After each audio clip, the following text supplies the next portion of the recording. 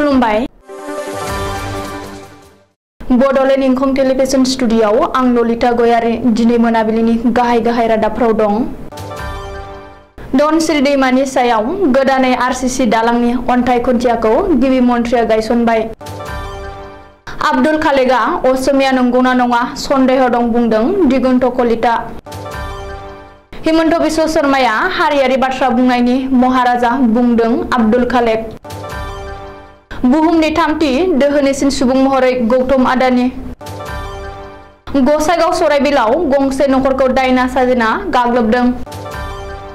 बाक्सायाव सिनाय मोनै बेरामाव गोग्लैनानै सासे आबादारिनि फार्मनि अमाया थैजोबदों। जम्मु काश्मीरनि साम्बा जिल्लायाव दाननैनि थाखाय 144 दारा। इराकआव दुंहाव थासारि, सा 23 शिया मुसलमानफोरा गावथार जादों आरो सा 380 जोखोम जादों। नयदायाव मुर्ति गारहैनाय साबा सुबुङा जुमुना दैमायाव गबनानै थैदों। दानिया फैदो आबुं रादाबाव।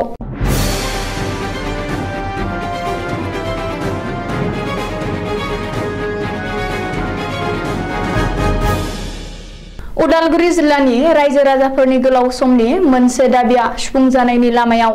उदालगुरि जिल्लानि रायजो राजाफोरा धनसिरि दैमानि सायाव आरसीसी दालां मोननो हासिगोन। गिबि मन्थ्रि डक्टर हिमन्त बिश्व शर्माया दिनै NIRSDS बिथांखिनि सिङाव उदालगुरि भैरबकुन्दु फोनांजाबनाय लामायाव थानाय धनसिरि दैमानि सायाव गोदान आरसीसी दालां बानायनायनि थाखाय अन्थाइ खुन्थिया गायसनबाय। बे अन्थाइ खुन्थिया गायसननाय हाबाफारियाव गिबि मन्थ्रिजों लोगोसे उदालगुरि जिल्लानि दिथागिरि मन्थ्रि अशोक सिंकाल, बिटिआरनि गाहाय प्रमद बर', बिटिआरनि लेङाइ गाहाय आरो उदालगुरिनि MLA गबिन्द चन्द्र बसुमतारी, MLA दुर्गादास बर', सरन बर', मंगलदैनि MP दिलीप सयखिया, बिटिआरनि गोबांसा EMMCLA, गोजौ थाखोनि सोरखारि मावख'गिरिफोर आरो ओनसोलनि रायजो राजाफोरा बाहागो लायो। मख'नो गोनांदि धनसिरि दैमानि सायाव गोदानै बानायनो गोनां 320 मिटार आरसीसी दालांनि थाखाय गासै 33.42 कौटि रां बाजेट खालामनाय जादों।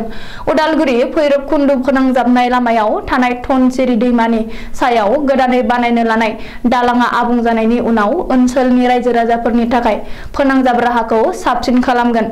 बबेखानि बे दालांआ उदालगुरि जिल्लानिल' नङा, अरुणाचल प्रदेश आरो आसामनि गेजेर रायजोआरि फोनांजाबनायनिबो राहा जागोन आरो बे दालांनि खामानिखौ 30 दाननि गेजेरावनो एबा 2025 मायथाइनि फेब्रुवारिनि गेजेरावनो आबुं खालामगोन होननानै गिबि मन्थ्रि डक्टर हिमन्त बिश्व शर्माया टुइटाराव टुइट खालामदों। मुगलफोरखौ बाखनायनाय आरो मुगलफोरखौ लाना गोग्गानाय दं होननानै बानबुंथि होनायनि उनाव बरपेटानि कंग्रेस MP आब्दुल खालेकआ गोख्रों सावरायगासिनो। बे खाबुखौ नागाराखै कमलपुर बियाबनि BJP MLA दिगन्त कलितायाबो। आब्दुल खालेकखौ गोख्रों रावजों सावरायनानै दिगन्त कलिताया बुंदों दि आब्दुल खालेकआ जारिमिनखौ फरायनो नांगौ। आब्दुल खालेकखौ मुगलबादिसो मोनदों। मुसलमानफोरनि भट नांगौ, बेनिखायनो मुगल अनफावरि भजन रोजाबदों। दा भुपेन बराया रोखा खालामनानै होनांगौ बिसोरनि MPआ मुगलफोरखौ बाखनायनायनि बागै। मख'नो गोनांदि गुरु जनानि तिथियाव बेबादि बानबुंथि होनायाव दुखु मोनदों। खालेकनि खुगायाव लासितनि मुं ओंखारा, जाहांगीरनिसो मुं ओंखारो। आब्दुल खालेकआ असमिया नंगौना नङा सन्देह दङ।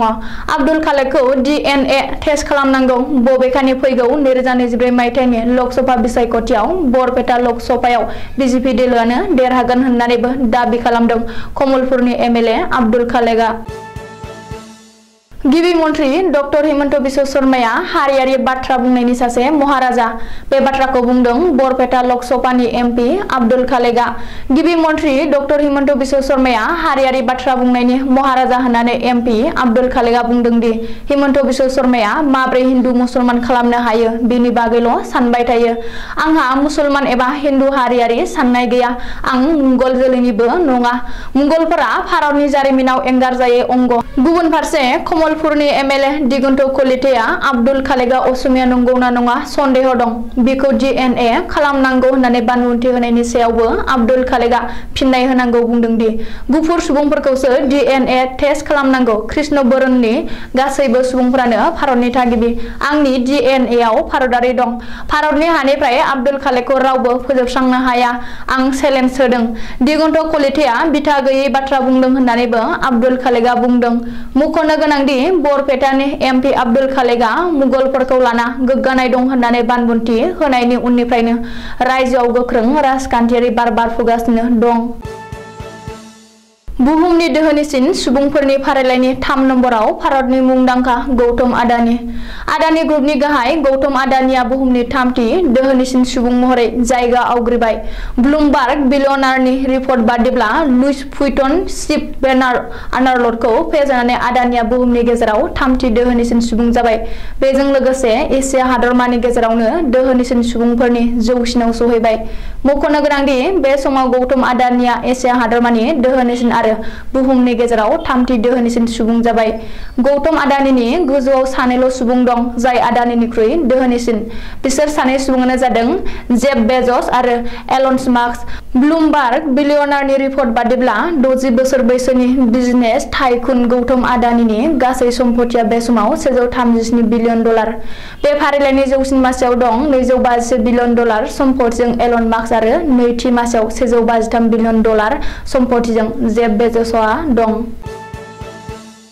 कक्राझार जिल्लानि गसाइगावआव खोमसि फोथायनाय जाथाय दायना साजायनानै गंसे नखरखौ गामिनि रायजोफोरा गाग्लोबदों गसाइगाव मजाति गामियाव जादों बे खोमसि फोथायनाय जाथाया मजाति गामियाव नीलकमल राभा मुंनि सासे पुरहित बाबाया डलेन राभा आरो बिनि बिसि नियति राभाखौ दायना होननानै रायजोनि सिगाङाव फोसावनायनि उनावनो खुद्रिनाय रायजोफोरा डलेन राभा आरो नियति राभानि सायाव हानजायारि गाग्लोबो सुलुङाव फोरमायनाय बादिब्ला डलेन राभा आरो नियति राभाखौ दायना सन्देह खालामनाय मन्दिराव लांना रायजोफोरनि आखायाव बुग्लिनो गथायना होयो नाथाय बे जाथायनि बागै खौरां मोननाय लोगो लोगो नियति राभानि बिदा सपन राभाया सराइबिल पुलिसनो खौरां हरो ओरैहाय बे जाथायनि हेंथायै एजाहार मोननायनि उनावनो सराइबिल पुलिसआ पुरहित नीलकमल राभानि त्रिशूलखौ थानायाव लाबोयो नाथाय नीलकमल राभाया गावनि त्रिशूलजों पुलिसखौबो गाग्लोबनो नागिरो आरो बेबादि नारा-नाथा जानायाव नीलकमल राभाया सराइबिल आउटपोस्टनि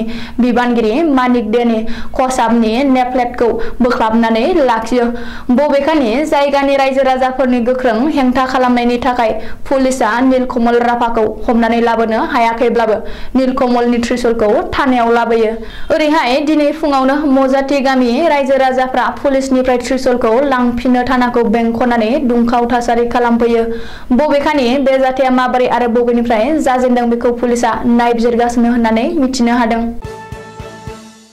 बाक्सा जिल्ला बरबरी थानानि सिङाव थानाय बिष्णुपुर गामिनि थरुन बर'नि फार्माव सिनाय मोनै बेराम साग्लोबनायनि जाहोनाव फार्माव थानाय गासिबो अमाया थैजोबदों आबादारि थरुन बर'आ थांनाय गोबां बोसोरनिफ्रायनो गावनि नखरखौ सालायनो थाखाय गोथां मैगं थाइगंनि आबाद मावबोबाय थादोंमोन आरो बिथाङा गोदान आबाद महरै अमा फिसिनायखौ सायख'नानै फोरोंथाय लानानै 2020 मायथाइनिफ्रायनो फालांगि महरै मावनो लाजेनदोंमोन नाथाय दुखु गोनां बाथ्राया सोलिफु आगस्त दानाव हरखाबै सिनाय मोनै बेरामा फार्माव साग्लोबनानै फिसा गेदेर गासै 70टा अमाया थैजोबनायखौ बिथाङा फोरमायो बेरामाव गोग्लैनाय जुनारफोरखौ सिगां समाव फाहामथायनि राहा महरै फार्मासिनिफ्राय मुलिफोरखौ लाबोनानै जाहोनाय जादोंमोनब्लाबो जेबो फोरमान मोनोखै बिथाङा फोरमायो लोगोसे बिथाङा सन्देह खालामनाय बादिब्ला गामि नुसुंसेरनि नखरफोरा गुबुन हाथाइनिफ्राय बेरामि अमा बेदरफोरखौ बायनानै जाफैनायनि जाहोनावनो बेबादि थासारिया सोमजिदों होननानैबो